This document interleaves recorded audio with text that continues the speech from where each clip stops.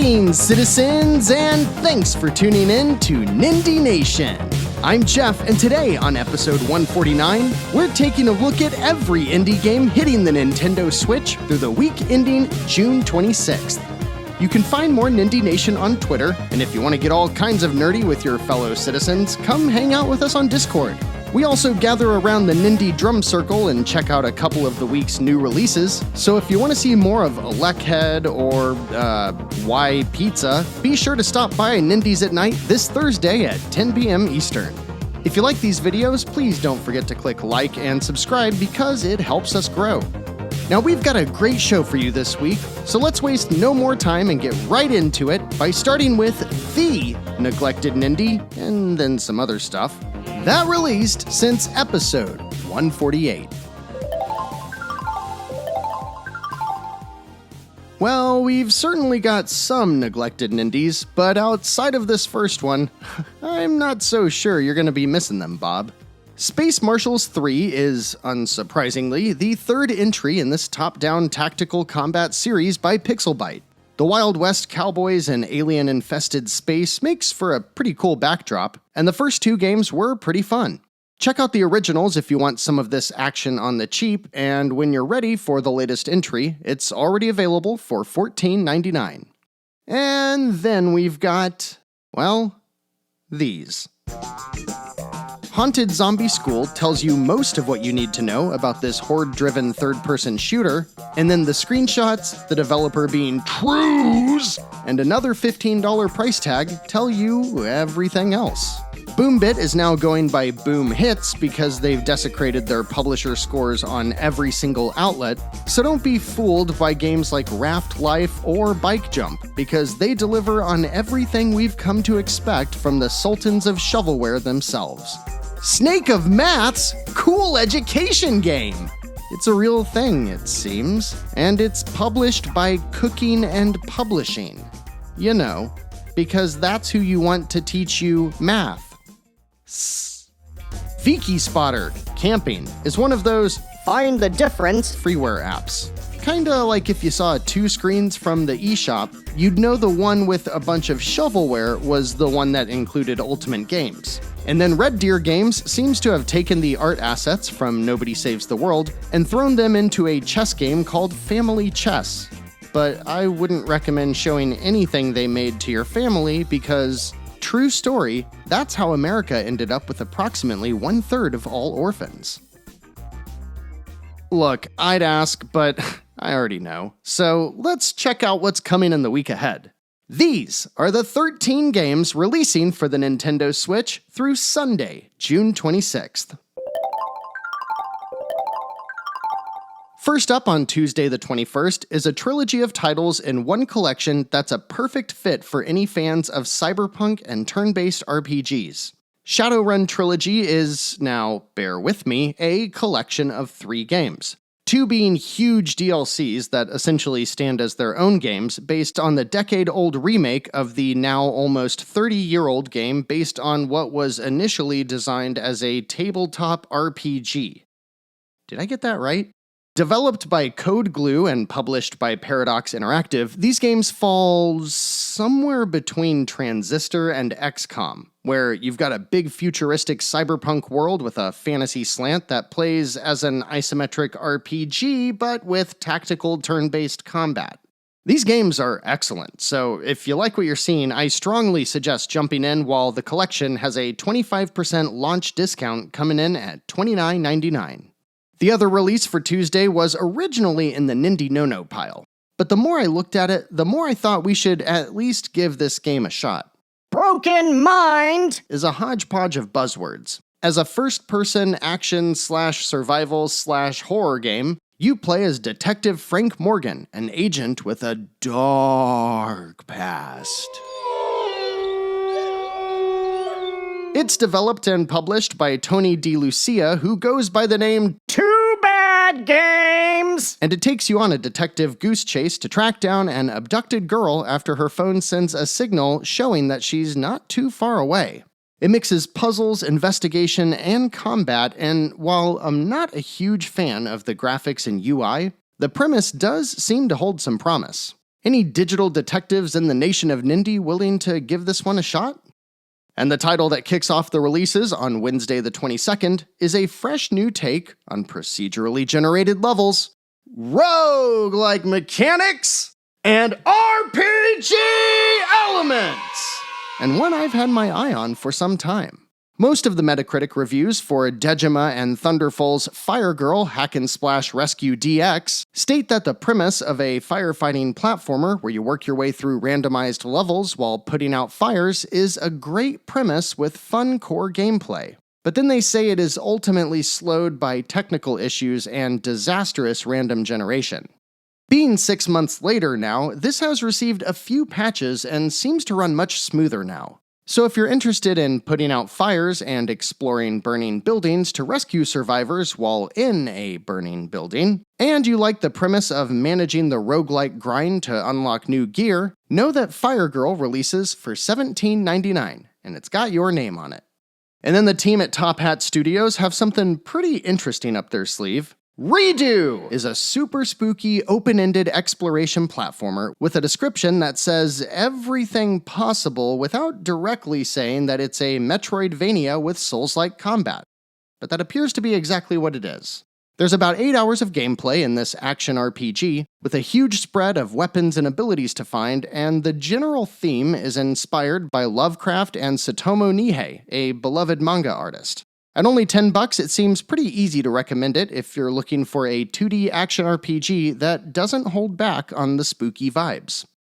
East Asia Soft's release of the week is Drunken Fist 2 Zombie Hangover. And forgive me if it sounds like I'm really starting to lose interest in a lot of their releases, because this whole janky open world whatever that's littered with a bunch of M-rated humor looks just like a slight tweak on last year's Hentai vs. Evil, which I'm still recovering from. It's $7.99, but unless I'm missing something here, I'm struggling to find the appeal. For the low price of $3.99, Sometimes You asks, Why pizza? And the answer to that question is a big fat WTF. Seriously, what is this game? I mean, it's a platformer of some sort, but you play as a pizza delivery something or other, and the levels include platforming, physics puzzles, and delivery job simulator mechanics. Whatever that means. Like Crazy Taxi? Yeah! This big dumb ball of insanity is so bizarre, I just have to check it out. So I've requested a code, I've received it, and we're gonna check it out on Nindies at Nite. Please be excited. Before we head into the big Thursday drop, here's a few eShop entries that you'll probably want to steer clear of. Take note of Soroka Games because they're a Nindie newcomer who exclusively charges exorbitant prices for truly dreadful shovelware. Kids Art and Puzzle is no exception. Gamazumi, the studio owned and run by horny prepubescent boys, is back on their Sakura kick with Sakura Spirit, which means they've found a new reason to put a bunch of half-naked anime girls inside a dating simulator. Let's see, what is the premise of this one? Oh, this one's good. Apparently, a judo star is about to have the fight of his life, and he's given the chance to make one wish for some reason. And apparently, whatever he wishes for ends up putting him in the presence of two magical fox ladies. So there's that. Anyone else remember when Ultimate Games released stuff besides garbage shovelware? I mean, yeah, kinda me neither, but Husky's Adventure seems to barely even qualify as a game. Hey, you like Sudoku? You like cats? Yeah, me too. However, I can't really imagine replacing the numbers in Sudoku with pictures of cats. Either way, that's what Silesia Games did with Pseudo Cats, and while it's a very clever name, I can't see this being something you would actually want to play on the Switch. And then we've got one of those no-nos that makes me feel like I'm being too mean, but hear me out. Cube Decider is a little $4 game by Dilly Frame where you guide a cube through an isometric blocky world. solve a couple of puzzles, and get into a little combat and then move on to the next stage. The thing is, this is something that belongs on itch.io or other platforms where you can share games for free, gather feedback, and continue to build and polish a game before releasing the final product on something like the eShop. As it stands now, I just don't think it belongs on the eShop. Just because you can doesn't mean you should. But keep trying. On Thursday, though, we've got some exciting indies dropping, including a couple from the last Indie World presentation. Electhead is one such title, and if you watched the presentation, you probably remember seeing this little clever puzzle platformer by Nama Takahashi, a Japanese solo developer. In this 2 to 3 hour game, you play as Elec, a little robot who can give electricity to surfaces and other devices, as well as detach its head to help cover further distance. The game touts its intuitive controls and claims anyone can play it, which, from what I've seen, seems to probably be the case. Steam reviews are very positive, and the game launches for $9.99. I love the NES visuals, and especially when the main character looks so much like Met, the little yellow hat enemy thing from Mega Man. The vibe this game gives off is fun, simple, and very reminiscent of the titles which inspired it. And, Sonic Origins releases the same day, a game I know I'll be playing the mess out of. It's tricky though, obviously this isn't an indie game. However, with the package including both a classic and modern version of Sonic 1, 2 CD, and 3 and Knuckles, with the indie devs behind Sonic Mania developing the modern remakes, I figured we'd toss it in. Don't need to dig into it too much, but hey, Sonic 3 and Knuckles is one of the best 2D action platformers ever made, and that is a hill I will die on. The masterminds at Night Dive Studios are back at it again. Hot off the heels of their Shantae, Doom, and Quake ports, they've now set their sights on a classic adventure game based on a classic work of science fiction. Blade Runner is a port of the beloved PC classic, which released in 1997. At the time, this game was mind-blowing, spanning 4 CDs if I recall, and it's essentially an adventure game that is a bit light on the point-and-click elements, with a bit more combat that takes place almost as a point-and-click, which gives you plenty of time to pull off whatever it is you're trying to do. Now, as it is a port/remaster by Night Dive, I have every bit of confidence that this will be done as well as possible. Just like how Bluepoint are the masters of those AAA remakes and remasters, Night Dive is the same for classics or indie games, and as usual, they include a bunch of enhancements, and in this game, even a new hint system, which should help with any pacing issues.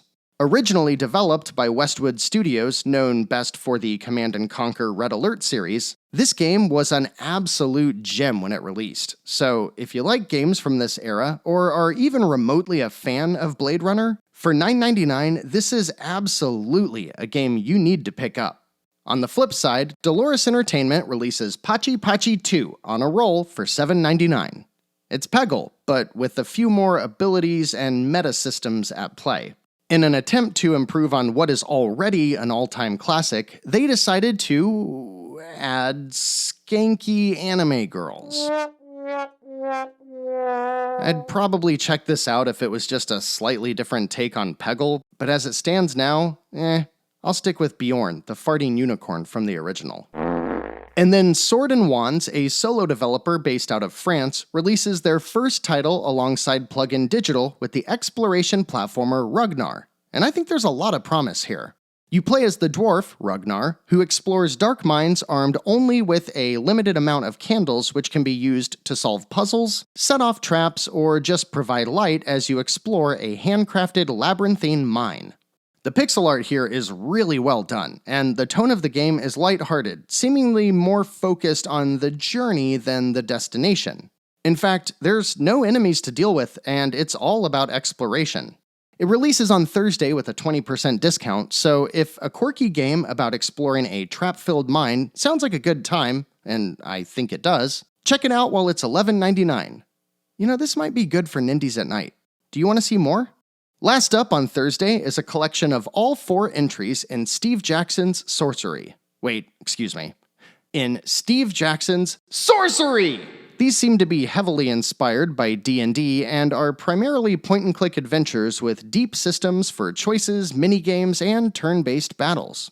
The full collection by No Gravity Games is $24.99, which isn't bad for 4 games, but I wish there was a demo or some other way to maybe just buy the first entry before dropping so much on the full series.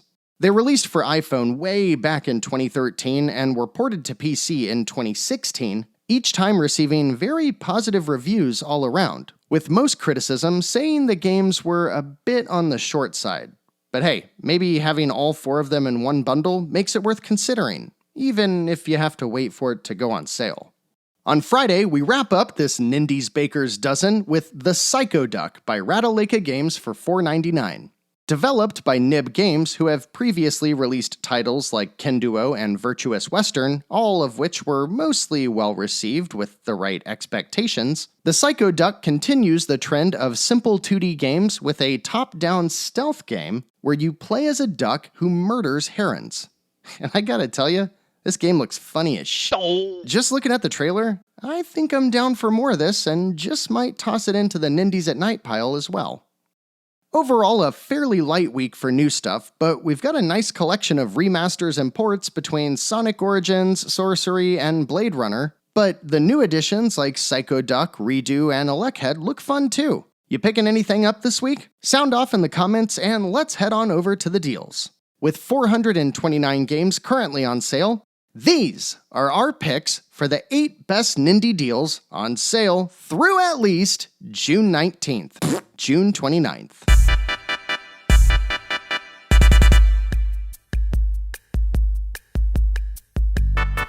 The deals this week aren't the strongest we've seen, but we've got 3 games worth checking out if you haven't gotten around to them yet, and then 5 super cheap Nindies to tide you over until your next grand Nindie venture. Ooh, that's good. I'm gonna save that. We start with Gunborg Dark Matters, a side-scrolling action platformer we recently played on Nindies at Night. Your goal is to use a mix of locomotion abilities and weaponry to make your way through a bunch of stages in a cool sci-fi aesthetic that made this game a nice all-around package for people looking for an easily digestible side-scrolling experience. If that sounds like you, it's currently 20% off for $11.99. And then another game we played early last year that, after a couple of patches and a price drop, turned out to be quite the little gem. Blue Fire is a 3D Metroidvania where you explore and get into simple but challenging combat that centers around dodging and countering. The biggest part of Blue Fire, though, is its 3D platforming challenges, and they can be tough, but very rewarding. The game had a bit of jank when it first launched, but runs much better now and is currently half off for $9.99. I think that's a great price for this game, so if you've been on the fence with this one, go check it out. West of Loathing is the kind of game I recommend to everyone. And as the highest rated game on today's list, so does everyone else. It is hands down one of the funniest games I've ever played, and while it looks simple with its stick figure animation reminiscent of early internet flash cartoons, this mostly traditional RPG provides a tight 7-hour adventure that will have you laughing out loud in the first few minutes and rarely lets up until the game's complete. If you pick it up, you like it, and you want more, there's also a meaty expansion that's currently only $2. If you've had your eye on this game and you're hesitant about jumping in for the first time, I say go for it, because right now, West of Loathing is 47% off for only $5.83. And that's a good price for a lot of smiles and laughter. And who doesn't like smiles and laughter? And now we move into the if you like X, you'll like Y, because Y is a cheap ripoff of X category. So if you set your expectations accordingly, these games are all $1.99 and should provide a weekend or so of solid nostalgic gameplay. Cave Bad is an NES-style top-down dungeon crawler that includes procedurally generated levels, roguelike mechanics, and RPG elements! And everyone seemed to dig it when we played it on Nindies at Night last year. It is replayable, but it's very short, coming in at around an hour or so, but for only $1.99, I think it's a really solid, fun little experience. Similarly, Lost Wing is basically a sci-fi or Tron-like version of Star Fox, or maybe a better comparison would be Race the Sun. You fly a spacecraft in third person and mostly just worry about dodging obstacles, so the simplicity of the gameplay feels more like a mobile game than anything else.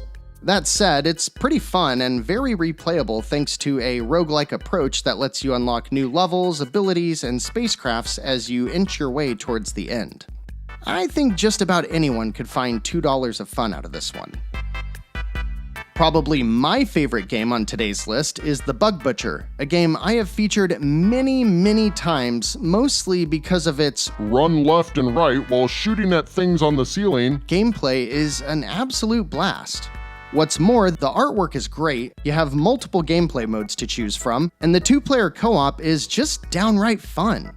I also love the music for this game and just might use it to close out this week's episode, so listen in for more. At $1.99, yeah, consider The Bug Butcher for sure. But what if you like Smash TV? You know, the early 90s top-down twin-stick arcade-like arena shooter? Well, then Galaxy Champions TV is priced right and ready to show you just how close someone can get without copyright infringement. It's maybe a little more modernized, but for the most part, Smash TV is exactly what you're getting here. It's not outstanding, nor does it really do anything new, but for $2, I'm okay with that. And last up this week is a game that, at $2, I've been recommending ever since the earliest days of Nindie Nation. Is Mana Spark the best Nindie trifecta? No. Does this top-down roguelike with added twin-stick shooting and Souls-like combat do it any better than others in the genre? Not really. However, there's a ton of content here, with characters from a wide range of playstyles like melee, magic, bow and arrow, and so on. And I love the system where, as you progress, you start building up a camp that unlocks all kinds of progression in a way that's far more enjoyable than a lot of games like it. Even better, this week the $1.99 price tag is for the Complete Edition, which includes even more content across all aspects of the game, but most importantly is a really interesting two-player mode where you can hand a controller to someone less experienced who gets to play as your dog and just kinda helps out as you play. It's like that girlfriend or kid mode or whatever people like to call it. My biggest complaint with this game is that characters and enemies are a bit small on the screen, so in early stages it makes the combat a bit harder than it probably should be, but the more you play and the stronger you get, the less that matters, because after all, Mana Spark is yet another action RPG with procedurally generated levels, roguelike mechanics, and RPG elements! See, I still snuck some of those trifectas in, even on an otherwise shorter than usual week. I'm here for ya. Anything else you're picking up, or any deals I didn't catch? Let us know down in the comments. And stay tuned to Twitter for more Nindie ramblings, or better yet, come join us on Discord to meet more like-minded citizens. We'll have Nindies at Night this week, and right now I'm debating between Psycho Duck, Electhead, and Fire Girl, but I can confirm we're at least taking a look at Why Pizza, because I just have to see this one for myself. If you want to join us, stop by the YouTube channel at 10 p.m. Eastern on Thursday. I hope to see you there. Next week, we've got a Game Boy-inspired shooter that I'm really interested in, an action game where you play as a ninja cat, the 150th episode of Nindie Nation, and on Friday, my birthday. But, well, that's not exactly an indie game, it's still something I'm excited for. However, that's all for next week, citizens, and we're all done for today. Thanks so much for watching, liking, subscribing, and sharing Nindie Nation with others. Until next time, I'm Jeff. This has been Nindie Nation episode 149, and remember, no matter what type of game you're looking for, Nindie Nation will be right here to help you find just the thing to keep your Joy-Cons synced.